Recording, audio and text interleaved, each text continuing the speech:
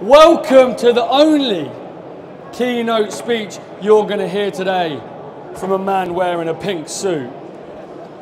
Welcome to the new and exclusive launch of my new book, Expelled from the Classroom to Billionaire Boardroom. Let's get a round of applause. Thank you, thank you, thank you. Before we start, okay, can we just get our hands up? Can I get a show from the crowd? Okay, who likes a suit? Who no like he's the suit? Let's go. Oh, come on, come on, come on. Right, now that we're all warmed up, okay, it's time to get down to business. Today's a very special day, but today's about you. Today's about the audience. It's about what I can teach, what I can show, and what you can take away from today. So some of you may know, okay, that I was on the Apprentice, that I won the Apprentice, and that I had a plumbing business. But there's a lot more to my story, okay, than meets the eye. And it's a story that needs to be told, because it's a story about pain, struggle, heartache, but dedication, defiance, ambition, and finally, success. You know, and that really pleases me to say to you today, finally, success, because it's been a long, it's been a tough, and it's been a hard journey. So I'm going to do something a little bit different, okay, and today I'm going to talk about my new book, but I'm going to give you the headline of the title. I'm going to give you a little bit about that chapter, okay, but also what I want to do is make sure that you get the takeaway, the core message, okay, that I'm trying to put out. And this book is for a whole wide variety of people, leaving education, starting a business, need inspiration, wanting to expand your organization, or you're just a mad Apprentice fan and you want to know what it's like behind the scenes. Today I'm going to give you that information, okay, and you choose to do with it what you will. But the main aim, and every time you go to an event like this, is you should always take one thing from it. If you can take one thing from it, one lesson, one piece of advice, okay, that's what I want to do for you. So, number one, defining moments. Chapter 1, defining moments, a point in time in which something happens. Be it really great in our lives, be it fantastic, or be it extremely terrible, be it bad.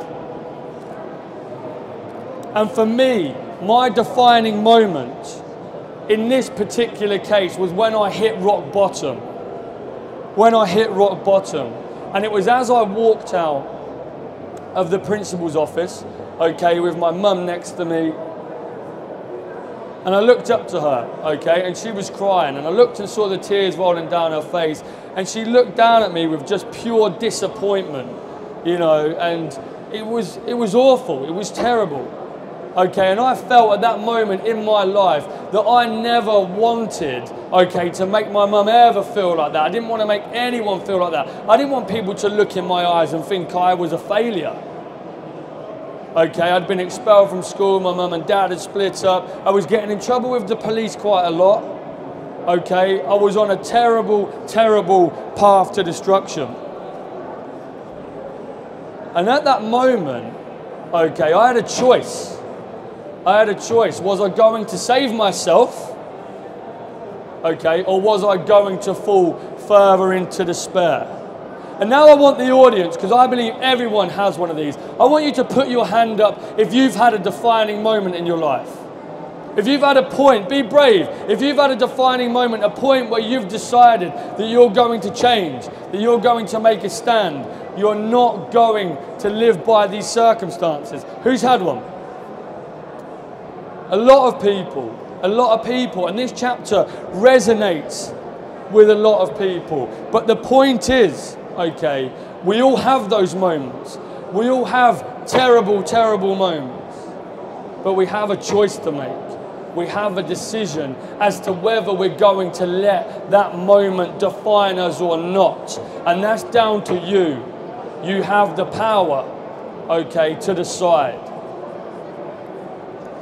Number 2, a 4-year-old's mentality. A 4-year-old's mentality. At the age of 4 years of age, I started to question why people were poor and why people were rich. Why we didn't have a lot of money growing up. Why we couldn't have big houses. Why we couldn't go on holidays. Why we couldn't drive nice cars. And why could other people have these things?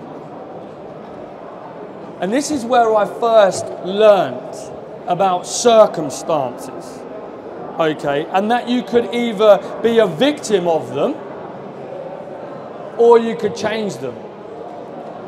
You can either be a victim of your circumstances and complain and whine and make excuses, or you can change them. And if you don't like where you are, if you don't like where you're sitting right now, if you don't like where you are in your life, then change it. Then change it. We all have the power. But I was very, very lucky because I was in one set of circumstances and I saw a complete different set of circumstances for an amazing guy that was my Uncle Tim.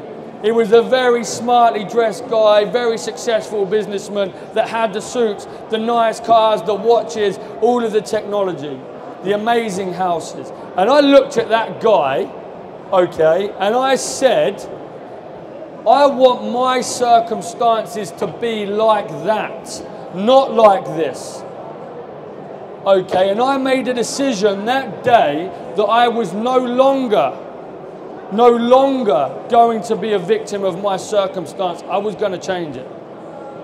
And you all have the power to do that as well. Don't become a victim, but most importantly, don't make an excuse, because that's all it is. Number 3, expelled from the classroom. Back to my defining moment. At this point, okay, I made a decision. And this is what I said about earlier with your defining moments. You have the power to make a decision. I wasn't going to fall further into despair. I wasn't going to carry on a path of destruction. I was going to make a stand. I was going to make a decision.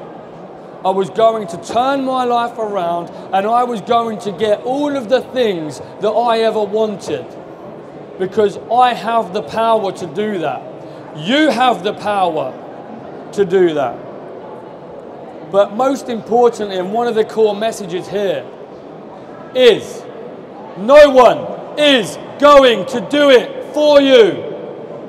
No one is going to do it for you. Not your mum, your dad, your teachers, your partner, the government.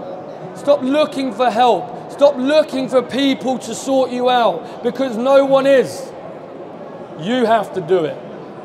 Remember, no one is going to do it for you. And in this chapter is where I made now one of the best decisions in my 28 years on this planet. And that decision was to go to work at the age of 15 for free for a whole year. That's right. One of my greatest decisions in life was to go to work at 15 for free for a year. I was down and out on my own with no choices, no help, no opportunity. No opportunity. I approached a local plumber who just started his business, okay, and I said, look, I've got nothing here. All I can give you is my time. And in exchange for my time and my hard work, I want you to teach me everything you know about plumbing. Everything you know. So when I'm 16, put me in college, okay, and start paying me. But I wanted to learn. And I hear a lot of people talk about time, a lot of people that want to get into business, a lot of people that have families and are working 9 to 5. And they say to me, Joe, but what about time? I don't have time to do any of this stuff. I don't have skills. I don't have knowledge in this sector. What should I do? Well, firstly, you've got to be prepared to sacrifice, give up some of these things. Okay, but secondly, create yourself an opportunity. If you want to get experience in a sector, go to work for free in the evenings with them. If you want to get experience in a sector, go to work for free on the weekends. Learn. Give those people that you need the knowledge from something, so they buy into you, so you become valuable. But don't sit there and whine and complain if you're not getting anything back, if you're not prepared to do something above and beyond. You have to go above and beyond. If you want to take your thing to the next level, you have to go above and beyond. Chapter 4, lucky number 7. At the ages between 16 and 18, so my boss did give me that job and he did start putting me through college at 16. Between 16 and 18, lucky number 7, I had 7 apprenticeships. 7 apprenticeships. And I was fired from one of them. It was a Friday night. I'd bought a bottle of vodka with friends. We went to a park and we got drunk. The next morning, on the Saturday morning, I still went to work because I was dedicated, but by God was I hungover. And as the guy was driving in the van and we were going down the road, okay, I was sick all over the dashboard. And as you can imagine, the guy fired me in an instant, which is fine, which is fair enough. I accept that. I messed up. But the other six were not my fault. Companies were going broke. It was mid-recession. They were promising me things that they couldn't deliver. And time after time after time, I learned one valuable lesson, one key ingredient to success. And that, ladies and gentlemen, is persistence. Persistence is an incredible key to success. You must keep hammering. You must not give up. When things come against you, when things don't go your way, when you feel like quitting, you must carry on. You must be persistent, and you must keep pushing forward. Everyone told me I was crazy. Joe, just leave plumbing. Don't bother. You're only getting 80 quid a week. Come and be a labourer on a building site and earn 250 quid. But no, I could see the opportunity and what plumbing could deliver me. And I wasn't going to give up. So I stayed persistent. And that's what you must do. A lot of people say, I want to get my product out there. I want to get into this job role. I'm not getting any success with interviews. Stay persistent. Keep bombarding. Kick the door down. Don't give up. Okay, you must not give up. You must stay persistent. Persistence is the key to success. Chapter number 5. Crazy cat lady. Crazy cat lady. I'm always sure you were thinking, what's she going on about now? Right. Well, at the age of 18, when I was qualified, I turned and said to my boss, on the day I got my certificate, because by God I earned it, will you give me a pay rise? What do you think he said? No. After I was working 14 hours a day for £20 a day. And I was good. Remember, I'd done an extra year, more than all the other apprentices. I was hot. And he wouldn't pay me. So I said, right. That afternoon, I was sat in my container on our building site, eating my sandwiches. I opened up the back of the Sun, and there was an advert in the Sun job saying, become a qualified gas engineer. Within 6 months, it's a paid gas course. You must take out a loan. But obviously you're not working, so you don't get paid again. And that afternoon, do you know what I did? Firstly, I took action. I took the bull by the horns. I called Barclays. I got approved for the 6 grand. I called my boss at the end of the day. After 2 years of brutality, apprenticeships, I quit my job. I quit. Okay, and this is where I tell people now, in life, if you want to get to the next level, don't level off, don't play it comfortable. You always must take risks. You must take risks. It's not going to be easy. You could lose, you could fail. But when you fail, it's about what you do when you get up.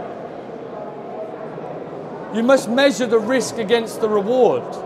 And I'm sat there going, do I stay and do I take this money that I'm getting, 20 grand a year, or is it worth me risking 6K and 6 months of my time, okay, to see if I can make another 18, another 18. And here comes another very valuable lesson, because if you're all in your jobs and you're all earning good money and you've got to a point in your life where you actually want to start a business, but then you go, actually, I don't want to give up my nice new car. I don't want to give up my apartment. I don't want to stop going on holiday. Ladies and gentlemen, sometimes you've got to take a step back in life. You've got to take a step back to be able to accelerate forward. You have to step back. And at the age of 19, after 6 months, okay, of being unemployed again with no money, when all I wanted to do and go and party out with my friends, okay, at the age of 19, I became a qualified gas engineer. And by God, I got that £38,000 a year job. I took my shit to the next level. But I had to risk and I had to move backward once again. So let me tell you about the crazy cat lady. I'll give you a very brief description. When I went to Rotherham, I had no money. It was in Sheffield, Rotherham. Okay, I had no money. I had to find a lady. She was £5 a night. I walked into this old terraced house in Rotherham, little mining terraced. Walked in there. She had a hunchback, dragged 1 foot, and she had 15 cats. It stunk, it smelled horrible, and I thought, what the hell are you doing? I've drove down in my Polo from Peterborough. I've got my mum's microwave packed in my boot, okay, and I've got a bag of clothes. So I get into the room, I put my microwave on the side, and every night for 6 months, I pretty much, other than the weekends when I went home, I ate Morrison's value bread, 20p a loaf, and Morrison's super noodles, because I didn't have money to have anything else. Okay, but I was prepared to step back to move forward. Chapter number 6. An empire is born.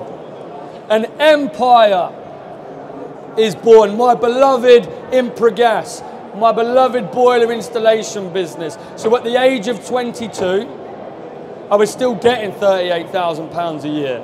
I was bored in my job. I didn't like it. So this chapter is all about inspiration.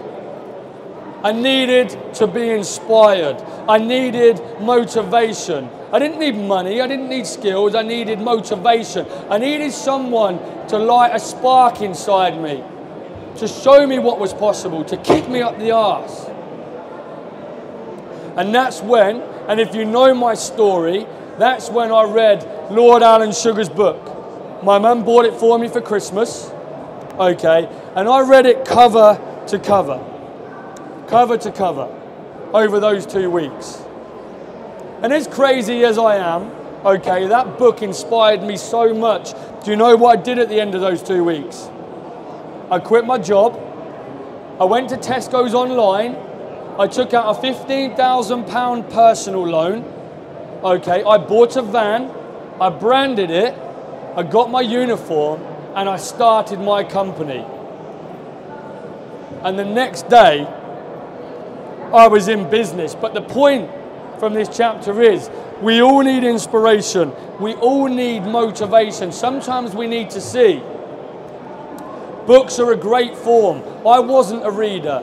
I never looked for audio for books for figures to give me that spark, but books are a great form of inspiration, and I wouldn't be who I was if I didn't tell you lovely people that my stand is over there, 428, and I'm launching my book. So when we finish, I want you all to come over and grab a copy.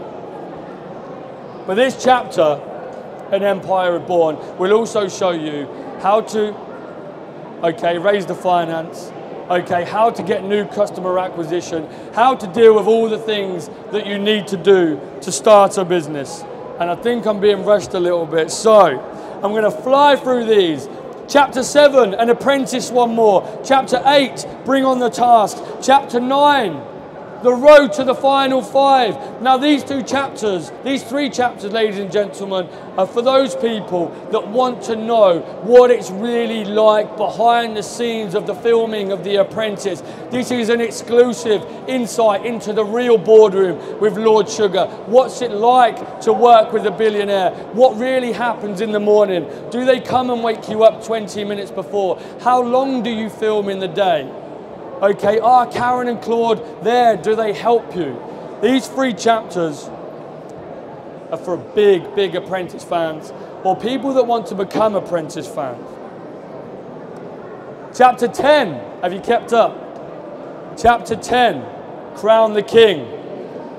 So, ladies and gentlemen, at the age of 25, after being expelled, okay, when I was 15, I now had a billionaire business partner. I won The Apprentice. Okay, I won The Apprentice. Can you believe it? I did. I genuinely did. Because when I applied, and a lot of people say to me, did you really think you were going to win? Yes. I had to. If you want to be successful in life and you want to do all of the things that you really want to do, can you doubt yourself? Can you?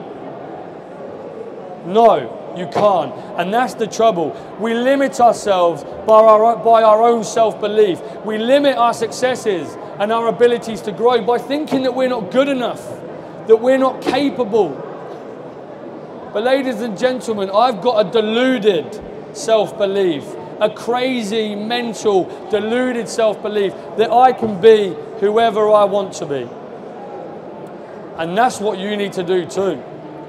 Okay, there's no room for 70% belief, 30% doubt. No room for 80% belief, 20% doubt. No room for 90% belief, 10% doubt. It has to be 100% belief in you. Because nobody's going to back you. And if you don't back yourself, then why is anybody else going to? If you don't back yourself and you don't believe in what you can do, then no one else will. Chapter 11, a billionaire and his boardroom. The second part of this book, the second part of this title shows how from the age of 15 I was expelled to get to that billionaire boardroom. And for those that are going into big meetings, for those who want to know what it's like in a boardroom scenario, for those who want to know what it's like to work with the billionaire directors, board members. Okay, the biggest lesson that I can give you here is when you're dealing with people like that and when you're in that room is you don't take any shit. Okay, you do not take any shit. They will chew you up and spit you out. They will walk all over you. Don't be a carpet. Okay, when you're in a scenario like that, you show your strength. You show your confidence. You show your passion for your product and your business if you're going to pitch. They want to see it. And if they see weakness, if they see fakeness, if they see the numbers aren't right because you've made them up, they'll see straight through you. So don't take any shit. Be yourself. Be passionate. But be true to what you want to do. Okay? And just recently, after 16 months in business with Lord Sugar, after that crazy journey, after him starting me in business at 22, I decided that I wanted to go my separate way. So what I did was I bought out billionaire Lord Sugar. And now I own 100% of ImpraGas, the company that I started because he bought into that business. I own 100% of that company again. And we're now doing multi-million pounds worth of sales a year. And we're expanding it, okay? Expanding it rapidly across the UK, and we will be national. And we will be national in 2 years. Finally, ladies and gentlemen, okay, you've listened to a lot, and thank you very much. And I hope I've given something to all of you from those individual chapters. But finally, chapter number 12, and this generalizes everything. My 3-step success philosophy. This has been my blueprint. This has been my guide This has been my recipe for success ever since the age of 15, when I was on my own and I needed to start something. And it simply goes like this. Number one, create. In life, everything begins with a creation, be it a relationship, a business, a job role, a new product. You have to create. You have to create yourselves opportunities. Just like I did when I needed to go to work with that plumber for free. I created my opportunity. Number two, maintain. You must maintain your creation. The creation is the fun part, the exciting part, the bit where you're inspired. But the maintenance is the long hours, staying in the office till 11 o'clock at night, doing all of the paperwork, managing the bills, taking the stress, things not going your way, finding the money, okay, changing the products. Maintain. You have to keep your creation alive, but you have to be prepared to work on it. And then finally, number three, continue to grow. You must continue to grow. Everything I do in life, okay, I always know where I'm going next. What's on the horizon? What's next for Joseph Valente? What am I doing? Because if you get stuck in the maintenance period, you're going to level off. You're going to get bored. Life's going to become monotonous. You're not driven anymore. You're not inspired. You're not motivated. Why are you getting up to go to a 9 to 5 that you don't like? Why are you not continuing to grow your business? Always continue to grow. And I can say that today, okay, or last night, my continued growth was to be here and to launch this book. This was the next thing that I was working on. And it went live on Amazon last night, okay, and within 10 minutes of going live, it sold out in 5 categories, and I became a #1 best-selling author in 10 minutes. And it absolutely smashed it to pieces. And you want to know the sweetest thing? This isn't an arrogant or a stick your fingers up level, but Lord Sugar's book got me started when I was 22. It inspired me. I then had him as a business partner. I then bought him out, and last night I overtook him on the bestsellers list at 28 years of age. Okay, so anything you want is possible. Anything you want is possible. With self-belief, persistence, not taking any shit, believing who you are, getting inspired and getting motivated is what it's all about. I hope each and every one of you has taken even a little snippet from what I've said today. I'm Joseph Valente. Thank you very much for listening.